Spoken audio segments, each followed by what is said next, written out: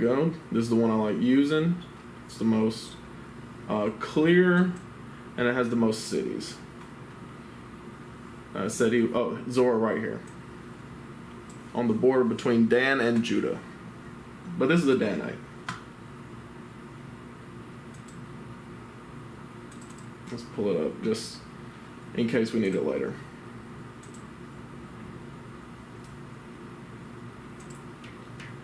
The family of the Danites, whose name is Manoah, and his wife was barren, and bare not. And the angel of the Lord appeared unto the woman, and said unto her, Behold, now thou art barren, and bearest not, but thou shalt conceive, and bear a son. Now therefore beware, I pray thee, and drink not wine nor strong drink, and eat not any unclean thing. For lo, thou shalt conceive, and bear a son, and no razor shall come on his head, for the child shall be a Nazarite unto God from the womb. And he shall begin to deliver Israel out of the hand of the Philistines. All right. So just a little bit of context on what a Nazarite is. This is Numbers chapter 6, I believe.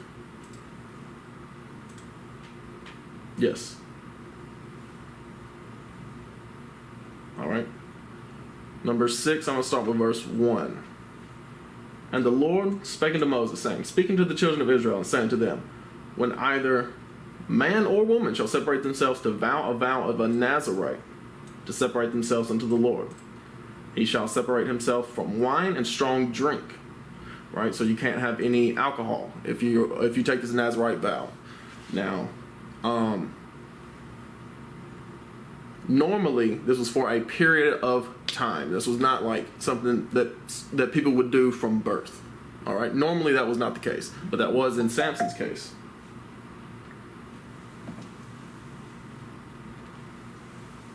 All right. Or vinegar of strong drink. Neither shall he drink any liquor of grapes, nor eat moist grapes or dried. So you couldn't even eat any type of grapes or raisins. All right. What is this? Okay, yeah. Anyway. Verse 4. All the days of his separation shall he eat nothing that is made of the vine tree, from the kernels even to the husk. So you couldn't have anything that come from vines, like grapes, or wine, or anything like that. Verse 5. All the days of the vow of his separation, there shall no razor come upon his head, until the days be fulfilled, in the which he separateth himself unto the Lord. He shall be holy, and shall let the locks of the hair of his head grow. All right. So you couldn't cut your hair, you couldn't eat grapes, you couldn't drink any alcohol. Those were the things that signify a Nazarite vow, and usually it was for a period of time. Say you want to do it for like a year, you want to do it for like 5 years, whatever. But as we read last week about in the New Testament, you're not supposed to be making any vows at all. All right, that's what they did then. That's something that we are not supposed to do now, because we are not worthy to keep them. All right. And verse 6, all the days that he separateth himself unto the Lord, he shall come at no dead body. So you couldn't go to any funerals. He shall not make himself unclean for his father or for his mother, for his brother or for his sister, when they die, because the consecration of God is upon his head. All the days of his separation he is holy unto the Lord. All right, and then it tells you if you touch a dead body, how to atone for that. All right, we're not necessarily going to get into that. I just want to show you what a Nazarite vow is. It wasn't usually something that people do from birth, but this was the case with Samson. All right. Where were we at? Verse 5. For lo, thou shalt conceive and bear a son, and no razor shall come on his head, for the child shall be a Nazarite unto God from the womb. All right, so that means he couldn't eat grapes or drink any alcohol either. And he shall begin to deliver Israel out of the hand of the Philistines. Then the woman came and told her husband, saying, A man of God came unto me, and his countenance was like the countenance of an angel of God, very terrible. But I asked him not whence he was, neither told he me his name. Right?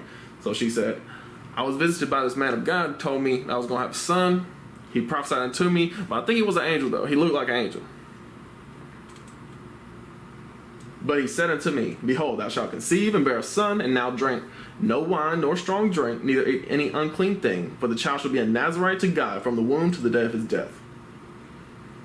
Verse 8.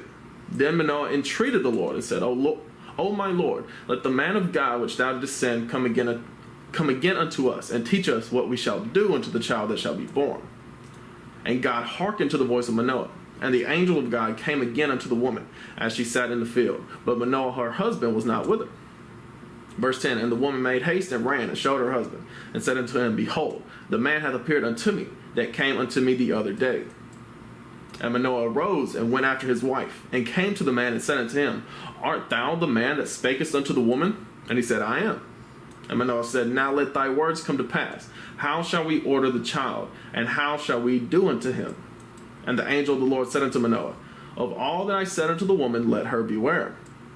She may not eat of anything that cometh of the vine, neither let her drink wine or strong drink, nor eat any unclean thing. All that I commanded her, let her observe.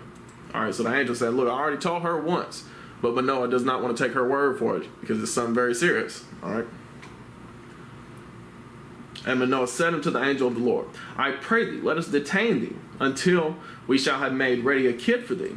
All right, so he said, let me make a meal for you, make a goat.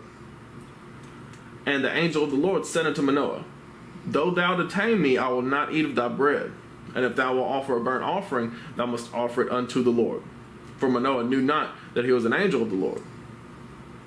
And Manoah said unto the angel of the Lord, What is thy name, that when thy sayings come to pass, we may do thee honor? So he's basically like, look, tell us your name, and we'll name the child after you. And the angel of the Lord said unto him, Why askest thou thus after my name, seeing it is secret? So Manoah took a kid with a meat offering and offered it upon the rock unto the Lord. And the angel did wondrously, and Manoah and his wife looked on.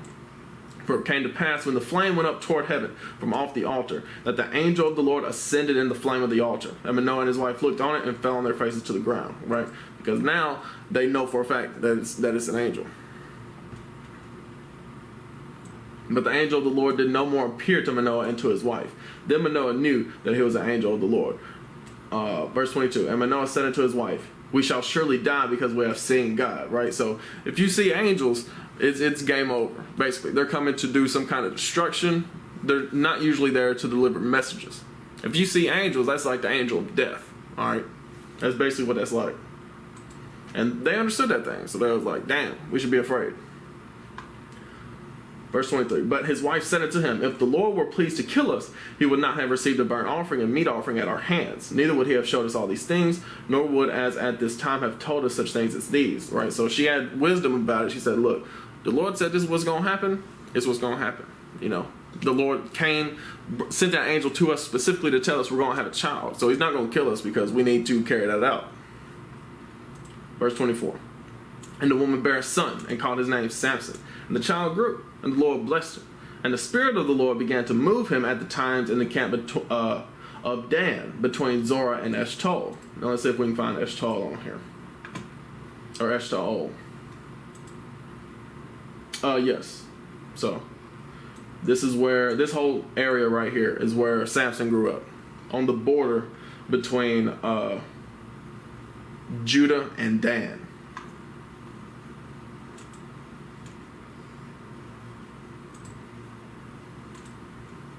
All right, let's go to the next chapter.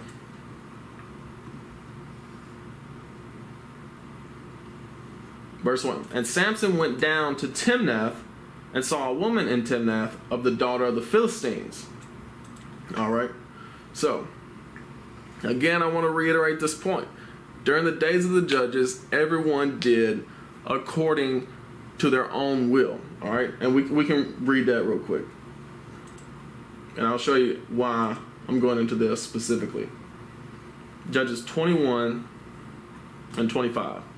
In those days there was no king in Israel. Every man did that which was right in his own eyes. All right, that's the phrasing I should have used. Everyone did what was right in their own eyes during the days of the judges. All right. So let's go back to Judges 14. All right, and it said that Samson went down, saw a woman of the daughter of the Philistines. Verse 2, and he came up and told his father and his mother and said, I have seen a woman in Timnath of the daughter of the Philistines. Now therefore get her for me to wife. Right? That was the customs of the days. It was mostly arranged marriages. All right. So that's why he went to his parents and said, get her to me to wife.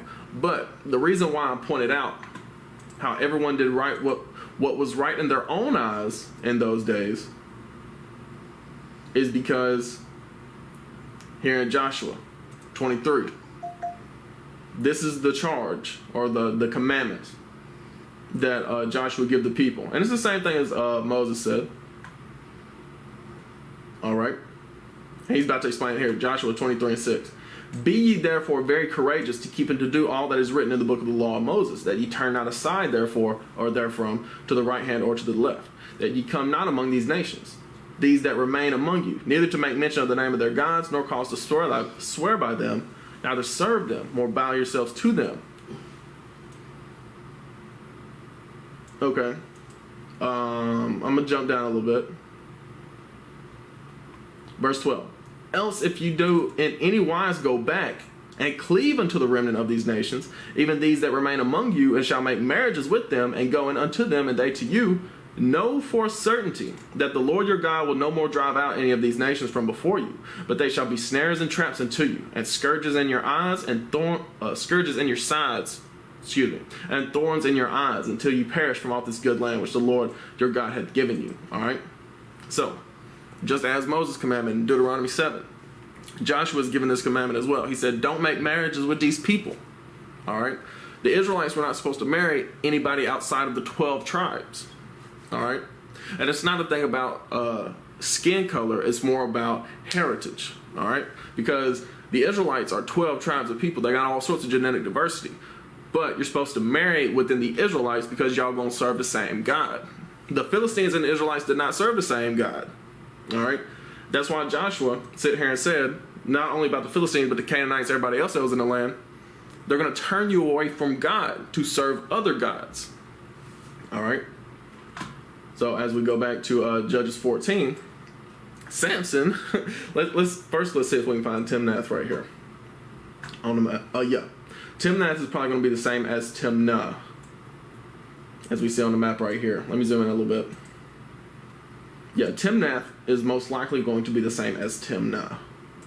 And all this over here is the land of the Philistines. This whole Gaza coast, land of the Philistines. And then these cities in the valley were always fought. Were always disputed, I should say. All these cities right here, all these cities down here in this valley that I've circled, were always disputed between primarily Judah and the Philistines over here in this coast. All right. But between Israel and the Philistines, they fought over these cities. So as you can see, Samson grew up right here in this area, and he goes over to Timnah and met a Philistine woman that he wants to marry. Like I said, Timnah is probably the same as Timnath.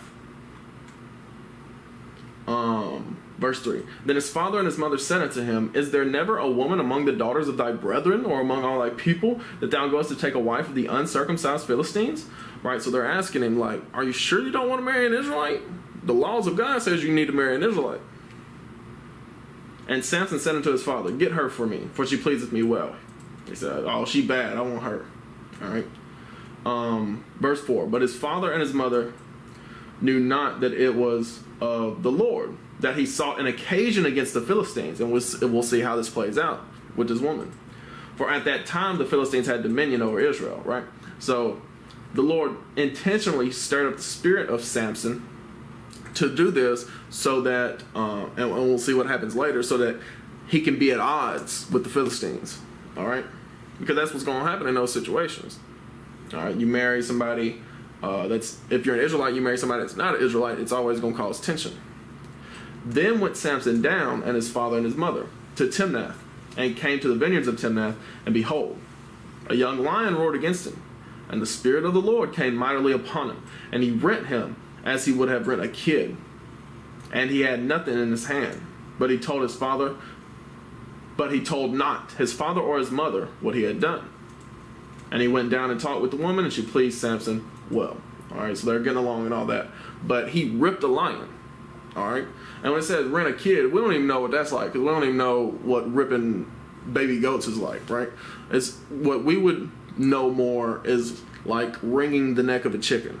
Well, that's what I would know more, because I grew up around chickens. I didn't necessarily grow up around goats a lot. So like wringing a chicken's neck, that's how he ripped this lion. Verse 8. And after a time he returned to take her, and he turned aside to see the carcass of the lion, and behold, there was a swarm of bees and honey in the carcass of the lion.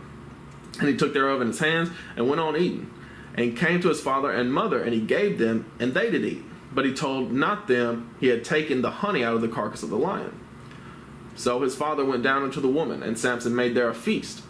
For so used the young men to do, is make feasts. And it came to pass when they saw him that they brought 30 companions to be with him. All right, so they're having a good time, big party. And Samson said unto them, I will now put forth a riddle unto you, if you can certainly declare me within the 7 days of the feast. So this is a big party, lasting a week long. And find it out.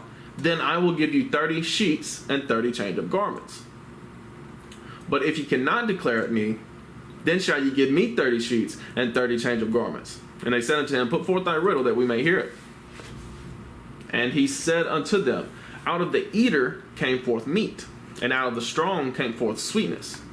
And they could not in 3 days expound the riddle, right? Because nobody's going to sit here and think that, you got honey out of a lion's carcass. That's very odd, very weird. Verse 15. And it came to pass on the 7th day that they said unto Samson's wife, Entice thy husband, that he may declare unto us the riddle, lest we burn thee and thy father's house with fire. Have ye called us to take that we have? Have ye called us to take that we have? Is it not so? And Samson's wife wept before him and said, Thou dost but hate me, and lovest me not. Thou hast put forth a riddle unto the children of my people, and hast not told it me. And he said unto her, Behold, I have not told it my father nor my mother. Shall I tell it thee? And she wept before him the 7 days, while their feast lasted. And it came to pass on the 7th day that he told her, because she lay sore upon him. And she told the riddle to the children of her people. All right, so she is nagging him for 7 days about this riddle, for a whole week. And the men of the city said unto him on the 7th day, before the sun went down, What is sweeter than honey, and what is stronger than a lion? And he said unto them, If ye had not plowed with my heifer, ye had not found out my riddle. All right, so he's calling her names now. Because he knows what it's about. Verse 19, And the Spirit of the Lord came upon him, and he went down to Ashkelon, and slew 30 men of them, and took their spoil, and gave change of garments unto them which expounded the riddle. And his anger was kindled, and he went up to his father's house. But Samson's wife was given to his companion, whom he used as friend. All right? So, as he went down to kill 30 of the Philistines, take their stuff, give it to these other men that were at this feast, his wife was given to somebody else.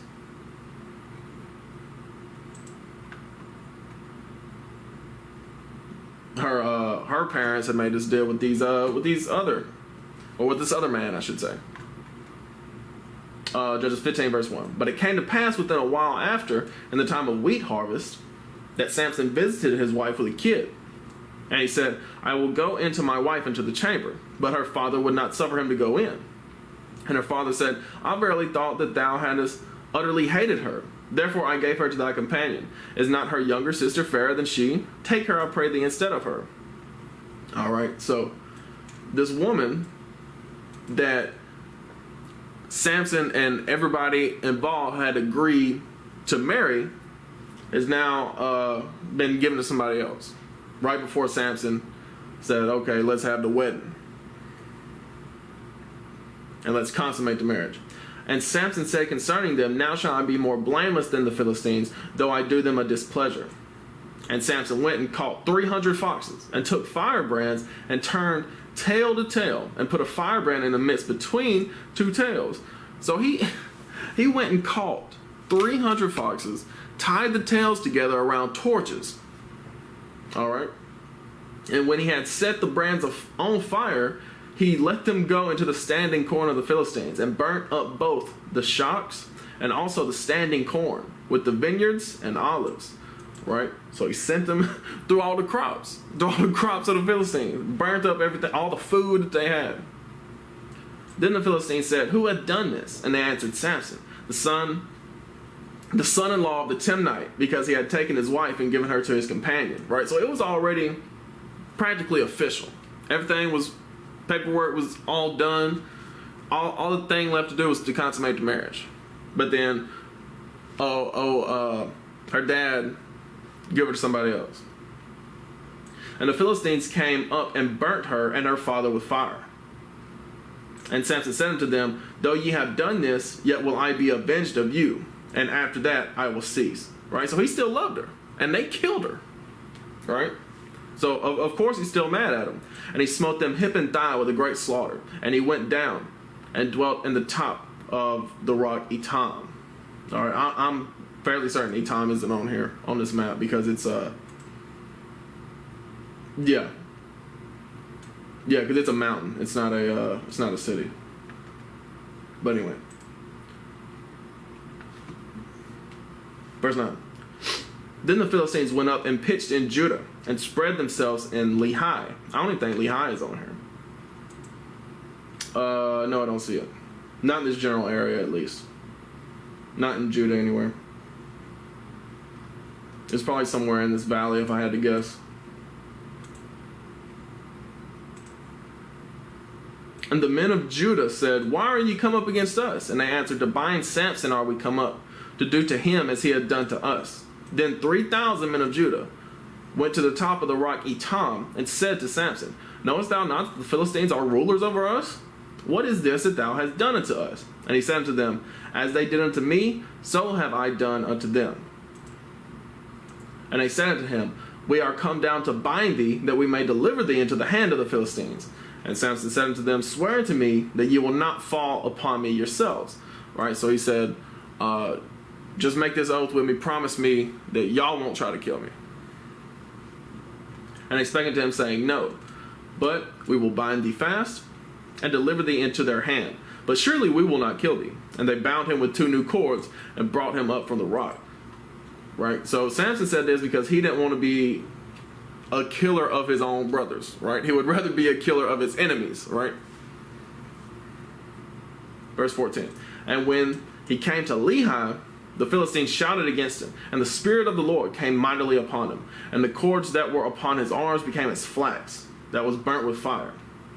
And his bands loosed from off his hands, right? So he just busted out of it. Like you see superheroes do or whatever, just bust out the ropes. That's what he did. A lot of the superhero stories, especially like Hulk, comes from Samson. All right? There's even a character in the Hulk comics called Doc Samson. All right? Because they had heard, or rather because of the inspiration that they were drawing off of Samson, I should say. And he found a new jawbone of an ass and put forth his hand and took it and slew 1,000 men therewith. Right, so he a freshly dead donkey just took the jawbone, started killing men with it. And Samson said, "With the jawbone of an ass, heaps upon heaps, with the jawbone of an ass have I slain 1,000 men." Right, so that was a song that they had, or that he was singing. And it came to pass, when he had made an end of speaking, that he cast away the jawbone out of his hand, and called that place Ramoth Lehi.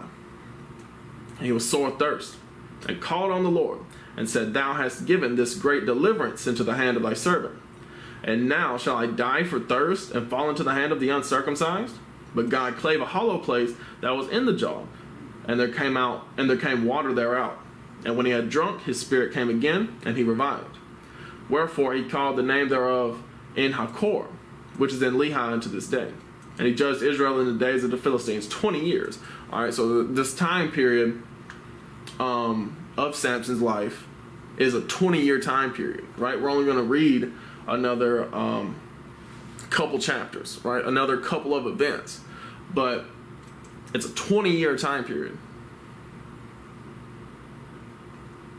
Is it another couple chapters or one? Oh, it's only one more chapter. All right. Judges 16 and verse 1. Then went Samson to Gaza, and saw there an harlot, and went in unto her. And it was told the Gazites, saying, Samson is come hither. And they compassed him in and laid wait for him all night in the gate of the city, and were quiet all the night, saying, in the morning, when it is day, we shall kill him. And Samson lay till midnight, and arose at midnight, and took the doors of the gate of the city, and the 2 posts, and went away with them, bar and all, and put them upon his shoulders, and carried them up to the top of the hill that is before Hebron. Right? So this is like superhuman strength that he has. He took the bar that's on the doors of the city. Now this is a city wall, right? So it's 10 foot, 15 foot. These are huge doors of this gate. And he took bar and all, just took the doors. They said, we're going to shut him in, because Gaza, let me point where that's at. Gaza's right here on the coast. And he went there, probably a big city, big populated city. And he just took the doors off. Just took the doors off the gate. Bar and all, just carried it all as they tried to lock him in.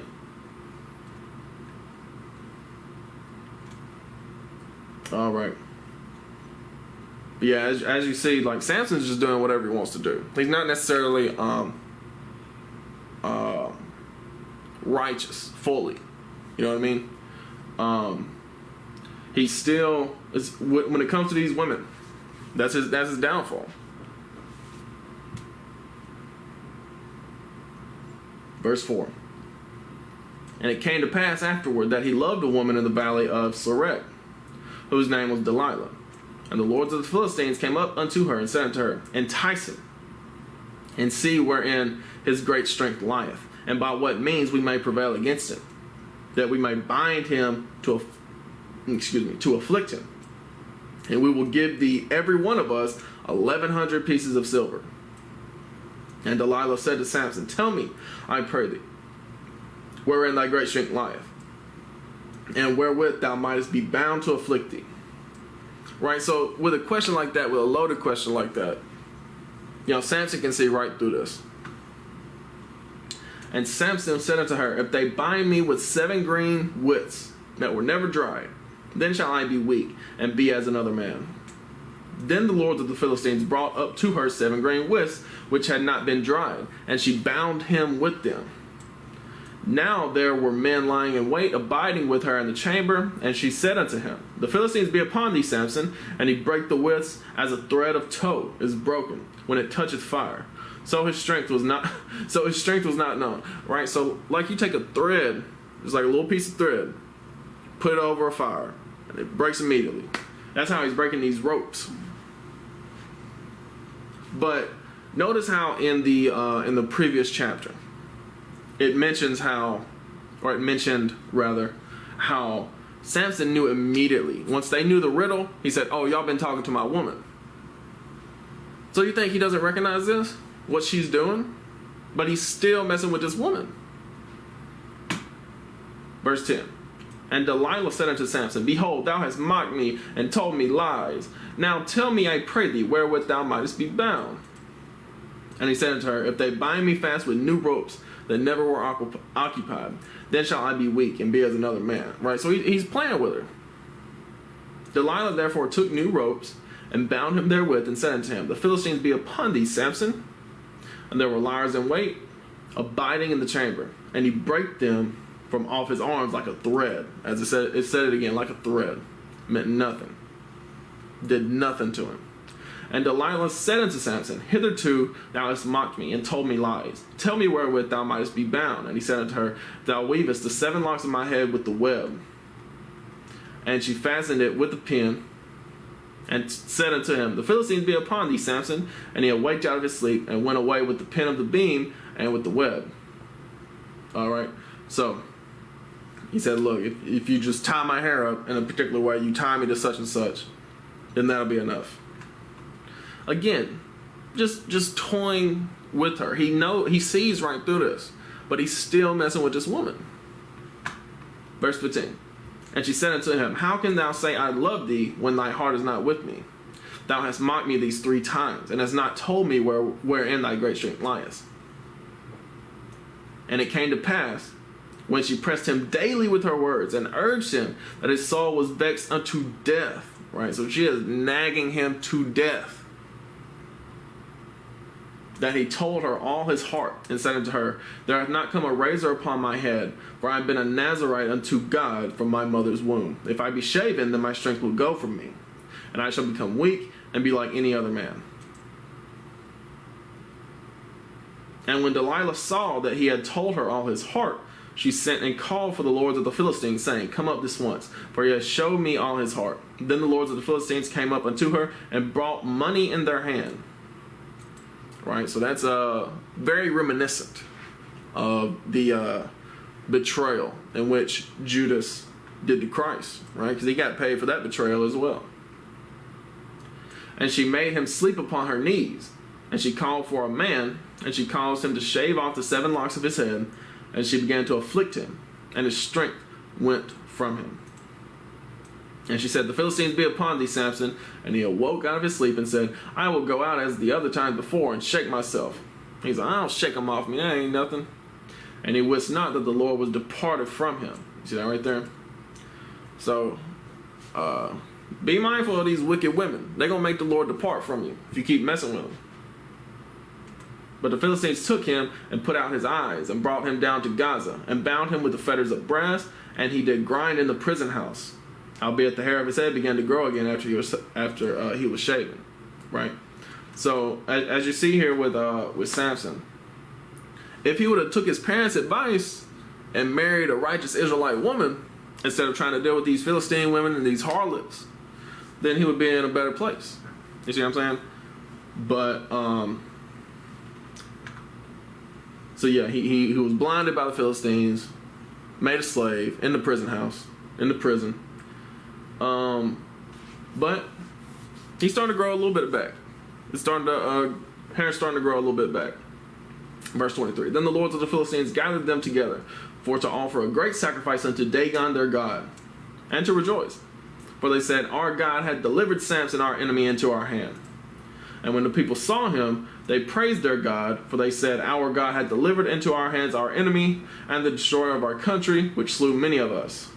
Alright, so that Dagon is a fish god. And that's where like the Pope hat comes from. It's like a fish hat. That's where the whole fish symbol, where people claim it's a Jesus symbol. No, it's not. It's a Dagon symbol.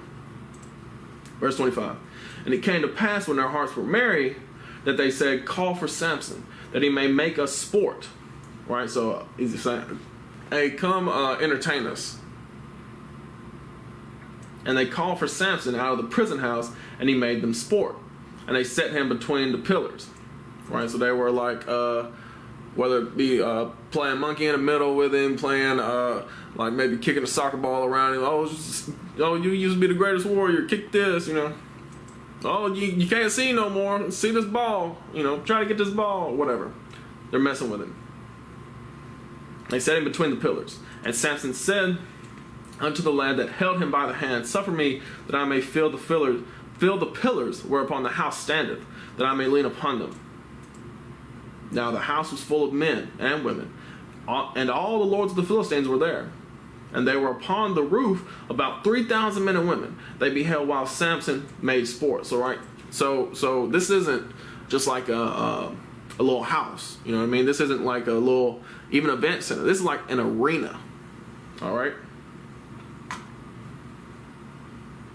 And Samson called unto the Lord and said, O Lord God, remember me, I pray thee, and strengthen me. I pray thee only this once, O God, that I may be at once avenged of the Philistines for my 2 eyes. And Samson took hold of the 2 middle pillars upon which the house stood, and on which it was borne up, of the one with his right hand, and of the other with his left. And Samson said, Let me die with the Philistines. And he bowed himself with all his might. And the house fell upon the lords, and upon all the people that were therein. So the dead which he slew at his death were more than they which he slew in his life. Then his brethren and all the house of his father came down and took him, and brought him up, and buried him between Zorah and Eshtaol, in the burying place of Manoah his father. And he judged Israel 20 years. Right? So a lot of superhero stories, a lot of hero stories in general come from Samson. All right? And this, whenever you see a hero in a movie, like pay the ultimate price and sacrifice their life for the people or whatever, that's what Samson did, right? That's where that comes from. A lot of superhero stuff either comes from like Samson or Christ. Usually, that's where it comes from. But buried him where he was from, over here in this area, over in this general area, I should say. All right. So, like I said, I'm just gonna end it with Samson tonight, and next week we'll pick up with Micah and all that that happened. With, like I said, it's miscellaneous other stories that are loosely tied together. So I want to end it with chapters 17 through 21 of Judges next week, and then we'll get into the days of Samuel. But with that, I hope y'all learned something. I want to give all praises to the Most High in the name of His Son, His Word, Jesus the Christ. With that, I say Shalom, Most High and Christ bless.